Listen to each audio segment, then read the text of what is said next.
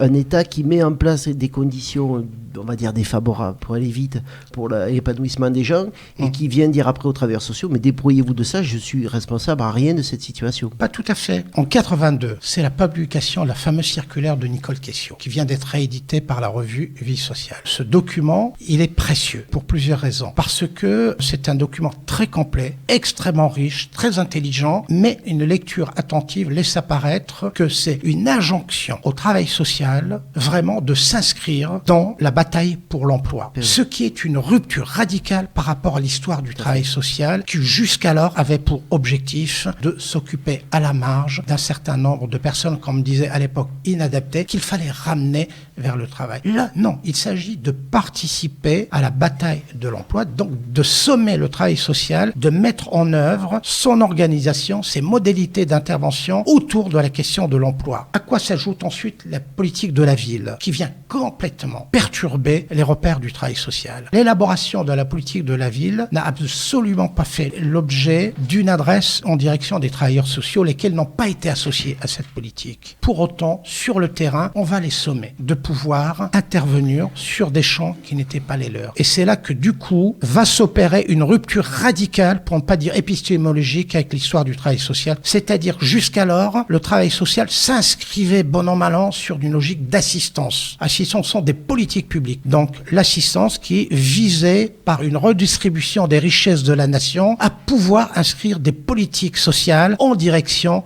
des plus faibles. À partir des années 80, nous ne sommes plus dans une logique d'assistance, une politique d'assistance. Nous sommes dans des logiques d'accompagnement, d'intégration. Le travail social est plus que jamais devenu une courroie de transmission des politiques publiques vers des objectifs qui lui sont fixés et autour desquels il n'a pas le droit de citer.